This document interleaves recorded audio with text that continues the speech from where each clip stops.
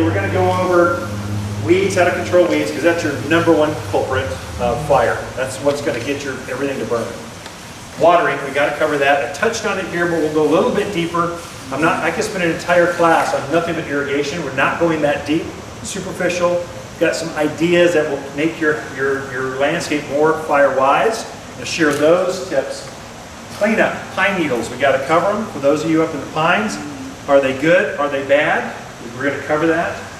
Oasis design, there's a technique with Firewise. What does that look like? Island living. Okay, come back to me. It's just how to create islands so the firefighters can get in and fight the fire. We're going to explain that. Plants that burn, plants that don't burn, and what to look for. There are some plants that actually go up. I mean, if you look at them wrong, they go up in flames. Some of them actually can suppress fire. In an actual wildfire, firefighters look for groves of aspens, because that's your fire break. That's the forest fire break. It will be raging across the forest at 40 miles an hour, going crazy, burning everything in its path. And the second that thing hits an aspen grove, it goes right to the ground, because aspens are firewise. They're loaded with moisture. So they use that as a break, and that's just kind of nature's way of controlling wildfires. So you can take that same idea and use that in your own landscape. We'll show you which ones work and which ones don't. And then Q&A. That's kind of the program for today. All in 60 minutes or less. Okay, so weed control is #1 in fire. The way fires work in the mountains, if the firefighters can keep that fire on the ground, they are good to go. The second it jumps to the canopies, all they do is run, and you better do the same. There is no more firefighting the second that thing gets up in the canopy. It's just death and decay reigns everywhere. All you can do is run and maybe call in a plane strike on it, slurry it. Other than that, you got to help them keep that fire on the ground. The way it creeps is it just goes through the weeds. It's just like a fuse. The weeds just kind of get to the next, to a manzanita. This thing is like a flamethrower. This is the worst of all the Firewise stuff. This thing, if you look at it, it will go up in flames. You take a Bic lighter and it will just go whoop, just like that. So the weeds come up to this, then it ignites the manzanita. It's always 3 times. Think in terms of 3 times. The flames on this, when it catches, will be 3 times the height. So the flame will be this big. All it needs is one branch coming down from a pinyon pine or a juniper, catches that, and that's called ladder fuels. You want to try to control the ladder fuels. So the grass to the shrubs to the trees. Once the trees are gone, there's so much ash that anything in your gutters goes up in flames. Once that happens, your house is gone just like that. Nothing you can do, nothing a firefighter can do. So your gutters are kind of your key thing to watch. Keep them clean. If you're in the pine trees, you should be cleaning those out at least right before the fire season. April, end of winter kind of thing. You got to clean all that stuff out, because one ember gets in that gutter with all those pine needles going up just like that. And a firefighter is not going to fight that. They should have cleaned their gutters. Go to the next person's house. They're very strategic on whose house they're going to save and whose they let go. They don't save the whole neighborhood. In case you're wondering, I don't care how much tax you pay. They're trying to save as many structures as possible. If you know you can't save the entire neighborhood, you're trying to save those that actually cleaned up their yards, so they can fight it. They got the weed count down. If you help them, they will do everything they can to save it. But if you don't help them, they just let it go and go to the next house. Save that one. Okay? Trees, we should cover that. How close? Now, with the fire code, I take a middle ground. I'm a gardener. I like nice things. I don't want sterile from house to 50 feet out, which is most of our properties. That's like the entire property, nothing but rock. That doesn't do it for me. Okay, I need more. And so I don't have things like the high fire stuff next to my foundation. I've got foundation plantings, but I don't have things that go up like that. Manzanita is in my yard, but it's out there. So if it goes, the firefighters can take it out and deal with it. I never have this. This is a very popular plant This is Mugo pine. Pine, we're in pine forest, so pines do really well. Junipers do exceptionally well. The reason they do so well here, because they're high in pitch, and they're high in resins, and they're waxy. Well, all those things make it very drought hardy. It can take on any amount of sun and wind, but it makes them extremely flammable. So an ember lights in this. This is a Mugo pine.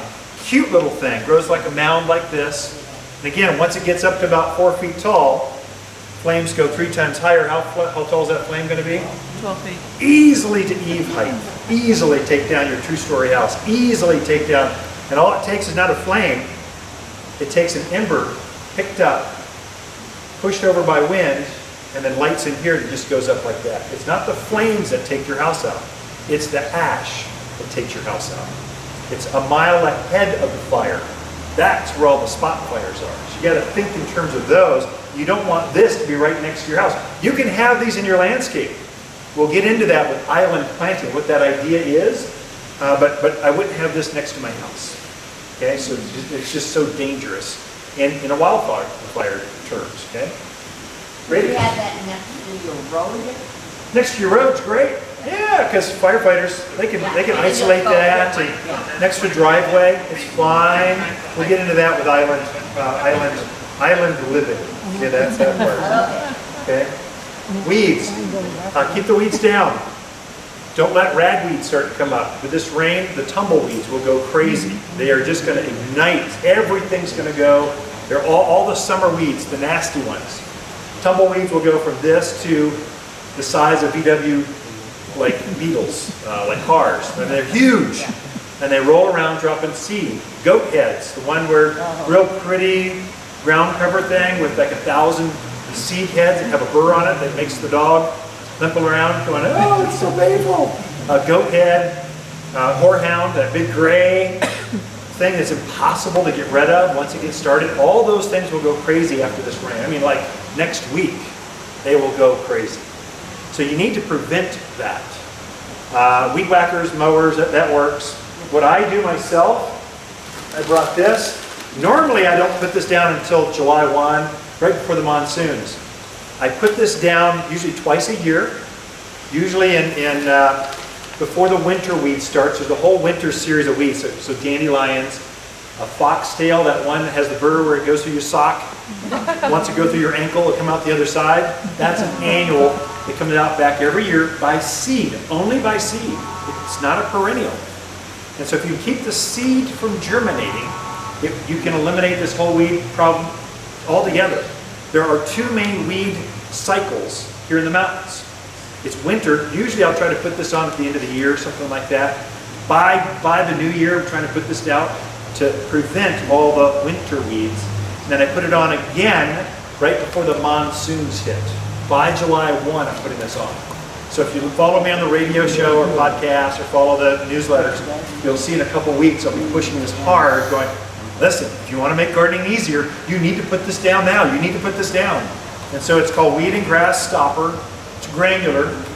You simply put it in my hand spreader and I just walk around the yard. And I put it where the weeds generally come up. So in the raised beds in between the shrubs. I hate weeding. There's 2 things in life I just despise. The fall of man at the beginning of time kicked out of the garden and then they had to start weeding and watering. That's a curse. I don't like that. And so this prevents probably 90-95% of all my weeds. And it doesn't harm any of my garden plants. Doesn't stress them out. It only keeps seed from germinating. So as soon as it sends that taproot down, it just kind of burns it off and doesn't let it get established. So you never have a seed. Seed might germinate, but only for a day or 2 and then it's gone. It works on very small weeds, can kill them off. But basically, if you got a dandelion that's this big, a horehound that's this big, it's not going to affect that at all. You've got to catch it before it comes up. So that's the secret with this. It'll really reduce the amount of work and weeds you have. Don't let weeds and debris be your nemesis when it comes to wildfire. Okay? And we are coming into wildfire season. You know that, right? It starts when the rains come. It's been dangerous, but there hasn't been any rain. It's really going to get dangerous here in 2 weeks because that's when the lightning strikes happen. When the monsoons start, that's when we have the most wildfires. Yeah. So now we kind of control, they close the forest down, they do a lot of controlled stuff. In 2 weeks, the forest will open up. Campers from Phoenix will just be lighting fires everywhere, and then we'll have lightning, lightning, lightning. That's what really gets it to go. So we got to think about this now so that we can get through the next couple months. By September, October, the pressure's off, and really we don't think about fire in winter. It's just cool, the temperatures hold it back, the humidity is up, just the variables are in our favor at that point.